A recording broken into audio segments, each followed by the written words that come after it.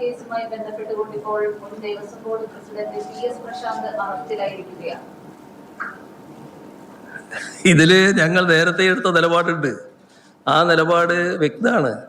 കാരണം ഹൈക്കോടതിയുടെ നിയന്ത്രണത്തിലുള്ള SIT ആണ് അന്വേഷണം നടന്നത്.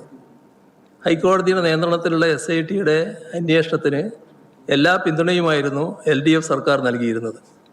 UDF സർക്കാർ വന്നതിന് ശേഷം അതിലെന്തെങ്കിലും മാറ്റം വന്നിട്ടുണ്ടോ എന്ന് എനിക്കറിയില്ല. സാധാരണഗതിയിൽ ഇതാണ് നടന്നു വരുന്ന സമ്പ്രദായം. അത് കൂടുതൽ വിശദമായി മനസ്സിലാക്കിയതിന് ശേഷം മാത്രമേ മറ്റു കാര്യങ്ങൾ പറയാൻ കഴിയൂ. നേരത്തെ ഞങ്ങൾ സ്വീകരിച്ച സമീപനം ഇത്തരം നടപടികൾ SITയുടെ ഭാഗത്തുനിന്നുണ്ടായാൽ അതിന് പിന്തുണ നൽകുക എന്നുള്ളത് തന്നെയാണ്. അത് ആ സമീപനത്തിൽ ഇപ്പോൾ മാറ്റം വരുത്തിയിട്ടില്ല. എന്തെങ്കിലും തരത്തിലുള്ള രാഷ്ട്രീയ ഇടപെടൽ ഈ അന്വേഷണത്തിൽ ഇപ്പോൾ നടക്കുന്നു എന്ന് സംശയമുണ്ട്. അതെ, ആ സംശയം എനിക്കിപ്പോൾ പറയാൻ കഴിയില്ല.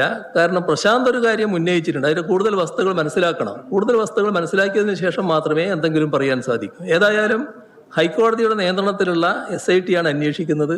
അത് അതേ നിലക്ക് തന്നെയാണെങ്കിൽ അതിനെ സ്വാഗതം ചെയ്യുകയാണ്. മറ്റു തരത്തിലുള്ള നടപടികൾ എന്തെങ്കിലും ഉണ്ടായിട്ടുണ്ടെങ്കിൽ, ഏതെങ്കിലും തരത്തിലുള്ള തെറ്റായ ഇടപെടലുകൾ ഉണ്ടായിട്ടുണ്ടെങ്കിൽ അതിന്റെ വസ്തുക്കൾ വരുമ്പോൾ പറയാം അത്തരം കാര്യങ്ങളെ പറ്റി. ഇപ്പൊ അത് പറയാൻ പറ്റുന്നില്ല.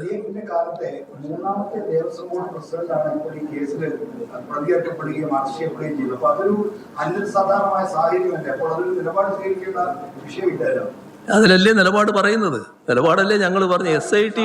SITയുടെ ഭാഗമായി നടക്കുന്ന, ഹൈക്കോടതിയുടെ നിയന്ത്രണത്തിലുള്ള SITയുടെ ഭാഗമായി നടക്കുന്ന നടപടികളെ ചോദ്യം ചെയ്യുന്ന നിലപാടല്ല ഞങ്ങൾ എടുത്തിരുന്നത്.